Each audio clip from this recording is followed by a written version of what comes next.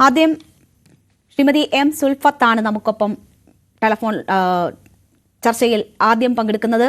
ശ്രീമതി സുൽഫത്ത്, നോക്കൂ, നമ്മൾ ഒരിക്കൽ ഈ വിഷയം ചർച്ച ചെയ്തതാണ്. അതിനുശേഷവും ഇതിൽ നിലപാടിൽ ഉറച്ചു നിൽക്കുകയാണ് കാന്തപുരം.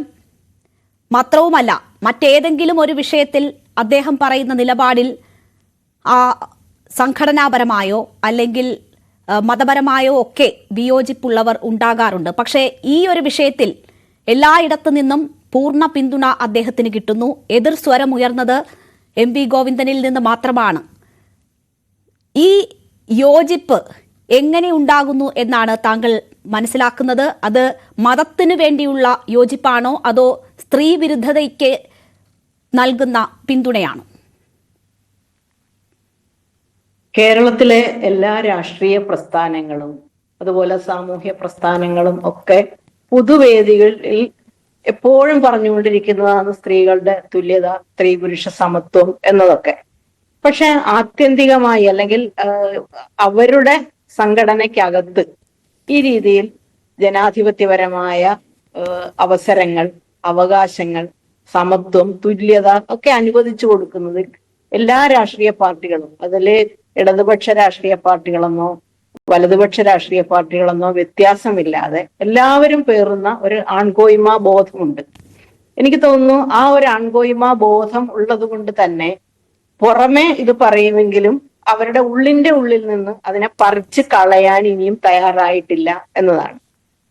അതുപോലെ മറ്റൊന്ന്, രാഷ്ട്രീയ പാർട്ടികളെ സംബന്ധിച്ചിടത്തോളം തെരഞ്ഞെടുപ്പിലെ വോട്ട്, അതിനുവേണ്ടി എന്ത് വിട്ടുവീഴ്ചയ്ക്കും തയ്യാറാവുന്ന ഒരു സാഹചര്യം ഇന്ന് കേരളത്തിലുണ്ട്. അതേസമയം CPM പോലെയുള്ള ഒരു പ്രസ്ഥാനം യഥാർത്ഥത്തിൽ പലപ്പോഴും പ്രതീക്ഷ ഇടതുപക്ഷ പ്രസ്ഥാനം എന്നുള്ള നിലയിലൊരു CPM-നോടുണ്ട്.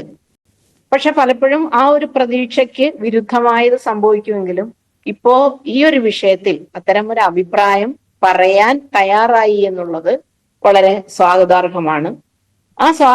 അത് പറയുമ്പോൾ പോലും ഈ മുസ്ലിം സ്ത്രീകളെ പൊതു ഇടത്തിൽ വരുന്നതിനെ റദ്ദ് ചെയ്യുന്ന തരത്തിൽ അല്ലെങ്കിൽ മുസ്ലിം സ്ത്രീകളുടെ പൊതു ഇടം ഇല്ലാതാക്കുന്ന തരത്തിലേക്ക് ലോകത്താകമാനം വലതുപക്ഷ അല്ലെങ്കിൽ യാഥാസ്ഥിതിക മത നേതൃത്വം അതിന് ശ്രമിച്ചുകൊണ്ടിരിക്കുന്ന ഒരു കാലത്താണ് നമ്മൾ ജീവിക്കുന്നത്. ഒരു ഭാഗത്ത് സ്ത്രീകൾ കൂടുതൽ സാമൂഹ്യവൽക്കരിക്കപ്പെടുന്നു, കൂടുതൽ പൊതു ഇടങ്ങളിലേക്ക് വന്നുകൊണ്ടിരിക്കുമ്പോൾ യഥാർത്ഥത്തിൽ അതിനെ ഭയക്കുന്ന, അതിലെ ഏറ്റവും ഭയം എനിക്ക് തോന്നുന്നു ഇസ്ലാമിനാണ്. സ്ത്രീകളെ ഏറ്റവും ഭയം, സ്ത്രീകൾ തങ്ങളുടെ കയ്യിൽ നിന്ന്, തങ്ങളുടെ ചട്ടക്കൂടിൽ നിന്ന് പുറത്തു പോകുമോ എന്ന് ഇസ്ലാം മതപണ്ഡിതന്മാർ ഭയക്കുന്നത് കൊണ്ടാണ് ഈ രീതിയിൽ ഈ ആധുനിക കാലത്തും പറയുന്നത് എന്നാണ് എനിക്ക് തോന്നുന്നത്.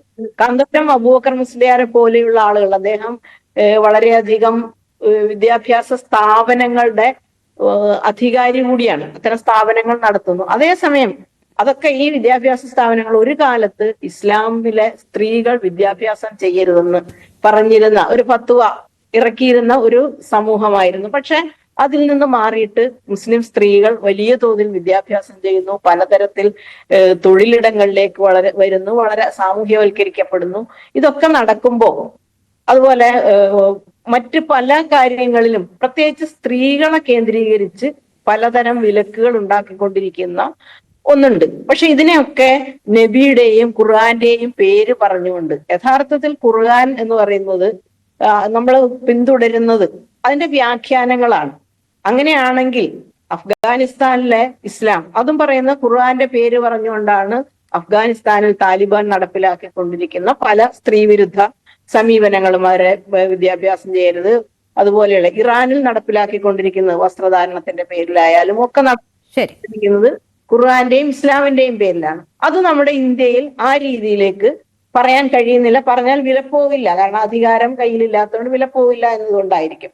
പക്ഷെ ഇതിനെയൊക്കെ അവരും പറയുന്നത് സ്ത്രീ വിരുദ്ധതയ്ക്ക് ഖുർആനെ മാനദണ്ഡമാക്കുന്നു, ഇവിടെയും പറയുന്നു. അങ്ങനെയാണെങ്കിൽ എല്ലാം ഒരുപോലെ ആവണമായിരുന്നു.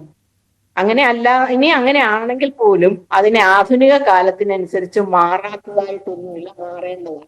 ഇനി രാഷ്ട്രീയ പാർട്ടിയിലേക്ക് ഗോവിന്ദമാഷ് പറഞ്ഞ അതിനെ സ്വാഗതം ചെയ്യുമ്പോൾ പോലും ഇപ്പോഴും രാഷ്ട്രീയമായി ഈ മുസ്ലിം സ്ത്രീയായി പോയതുകൊണ്ട് മാത്രം വിവേചനം നേരിടുന്ന ഒരുപാട് നിയമങ്ങൾ ഇന്ത്യയിലടക്കമുണ്ട്.